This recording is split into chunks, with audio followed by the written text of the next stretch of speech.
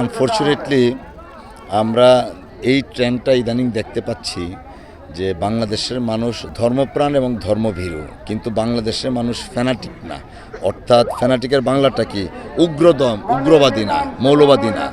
তো এই যে ধর্মভীরু বা ধর্মপ্রাণ, এই ধর্মভীরু এবং ধর্মপ্রাণটাকে সরলতা হিসাবে নিয়ে তাদেরকে প্রতারণার মাধ্যমে মোটিভেশন করছে। যেমন অনেক জায়গা থেকে আমরা খবর পাচ্ছি যে তারা বলছে যে এই একটা প্রতীকে, অর্থাৎ তাদের যে তথাকথিত 10 দলীয় জোটের যেখানে যে প্রতীক আছে, কোথাও দাঁড়িপাল্লা, কোথাও রিক্সা, কোথাও অন্যটা, যে এই প্রতীকে ভোট না দিলে কেউ বেহেশতে যেতে পারবেন না। এই কথাটা যে কত, মানে আমি কি বলবো, ইসলামী চিন্তাবিদরা নিশ্চয়ই এটা ব্যাখ্যা দিবেন, বাট একজন সাধারণ মুসলমান হিসাবে আমার কাছে মনে হচ্ছে এই কথাটা প্রকারান্তরে একটা প্রতারণা করছে ধর্মপ্রাণ মানুষের সাথে।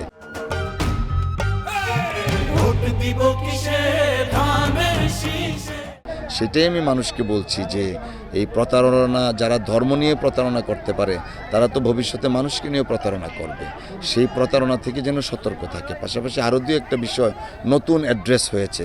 যেমন আমরা লক্ষ্মীপুরে কালকে দেখলাম যে একটা, আমি যতটুকু শুনতে পেরেছি, জামাত শিবিরের একজন নেতা বা কর্মী তার কম্পিউটারের দোকানে বসে ব্যালট পেপার বানাচ্ছে এবং সিল, এটা আইন শৃঙ্খলা রক্ষা বাহিনী উদ্ধারও করেছে।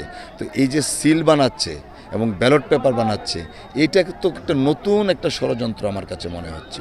তো সেইটাও আমি আমাদের জনগণকে এখানে আমরা সচেতন করছি, কেউ যদি এরকম অন্যায়ভাবে কিছু কাজ করে, বেআইনি কাজ করে, তারা যেন নিকটস্থ পুলিশ স্টেশনে খবর দেয়।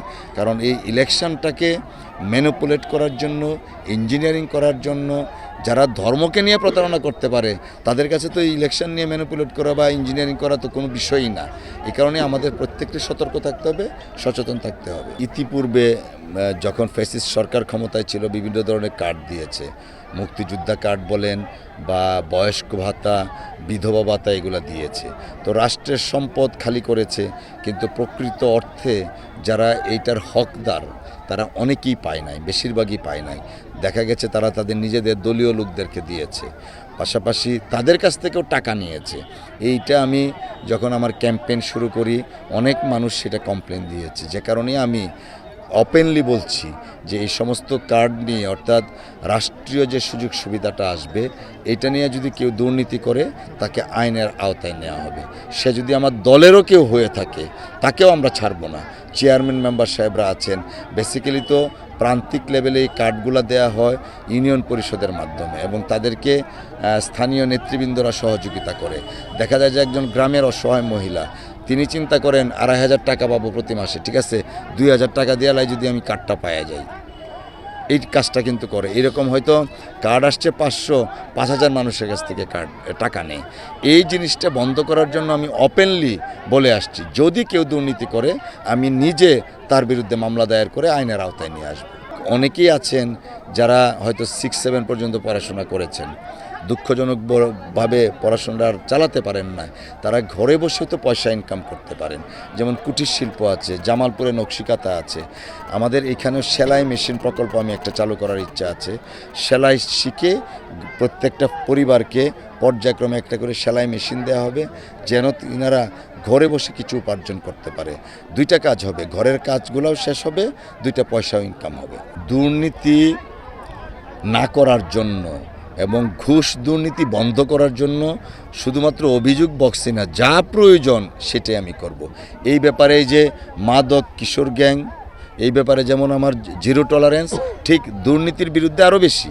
কারণ দুর্নীতিমুক্ত সমাজ যখন প্রতিষ্ঠা করতে পারবো, তখনই রাষ্ট্রের যে সুযোগ সুবিধা প্রান্তিক লেভেলে দেওয়া হয় দোরগোড়ায় মানুষের পৌঁছবে। দুর্নীতির কারণে অনেক কিছু পৌঁছে নাই। অতএব দুর্নীতিমুক্ত সমাজ গড়াই আমার লক্ষ্য ইনশাল্লাহ। যে কোনো স্বৈরশাসক বা ফ্যাসিস্ট যারা একনায়কতন্ত্র বিশ্বাসী, তারা করে কি মানুষকে কিছু গিমিক দেখায়, অর্থাৎ বড় বড় কথা শোনায়, বাস্তবে হলো ফাটা থাকে।